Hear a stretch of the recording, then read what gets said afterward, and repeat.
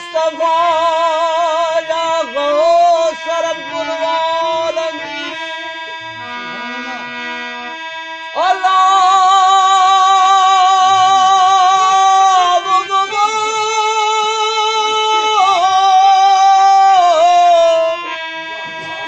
बहरे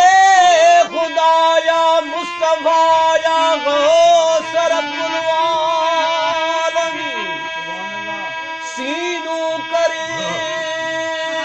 सैयद सफा सीनू करे सैयद सफा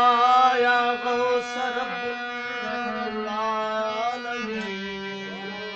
निर्तौन शरनासूत में मंजरत जी मनकूत में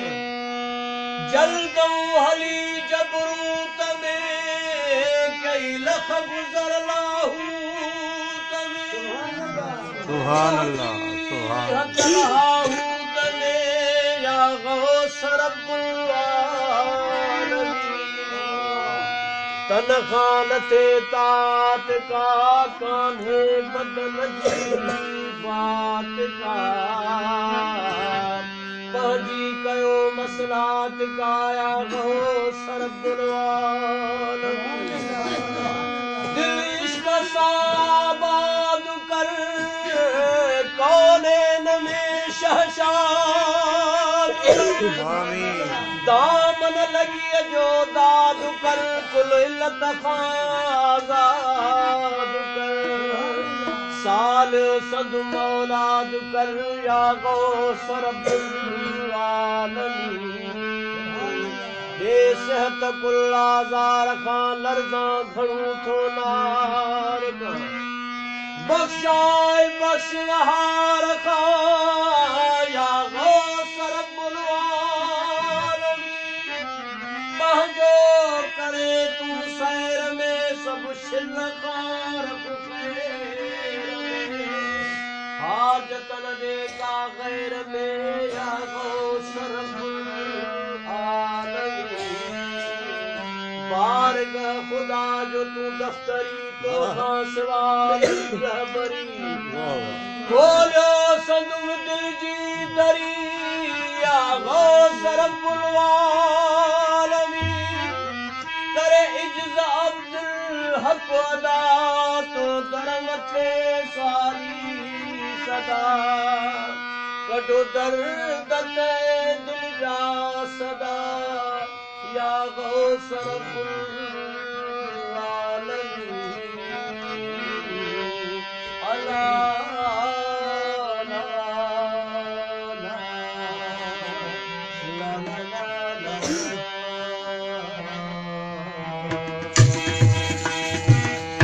सुभान अल्लाह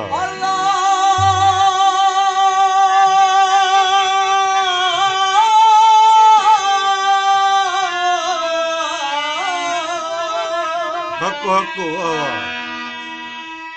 बहरे खुदा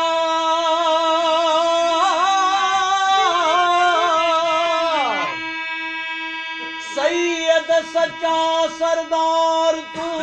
आलम सदो आधार तू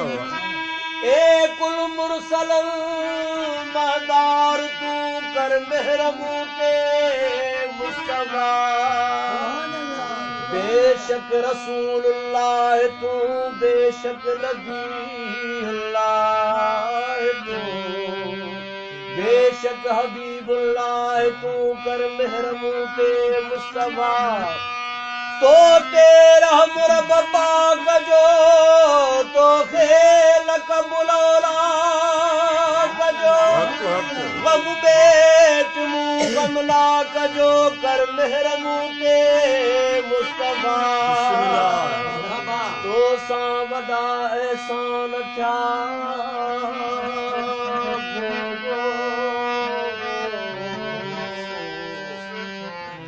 तो तेरा मुरब पाक जो तो खेल कबुलौला कजो गम बेट मुँह गमला कजो कर मेहरमू ते मुस्तफा मुँह कयूं मदायूं एतिरियूं नाहिन से लेखण जे तिरियूं वारीअ कणनि खां वेतिरियूं कर महरमूं ते मुस्तफा मुर्शिद मदीने में वसे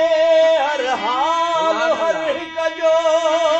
बसे वाह फ़कीर ए हर हिक खे हर जा थो रसे कर महरमूं ते मुस्तफा तो तेरा मुरब पाक जो तोखे लक़ब लौलाक जो ए गम में क्यों गमनाक जो कर महरमूं ते मुस्तफा सासे भते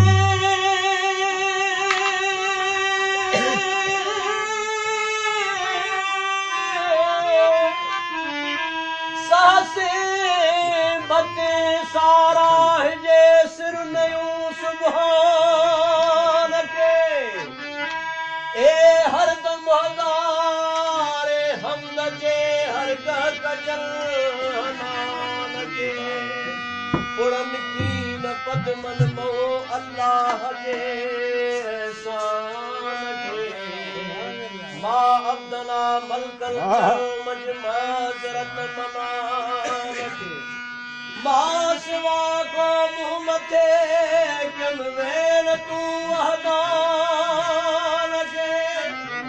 सबब जे सरदार जे आहे जोड़ियो रब जहान वाह वाह सुभान अल्लाह सो वसीलो मां वठी रोई चवां रहमान के कर तेरी दरगाह मां बख्शत सिधो मोहताज जो ए रखो या रसूल अल्लाह तू बानी मथे हथ बाज जो अल्लाह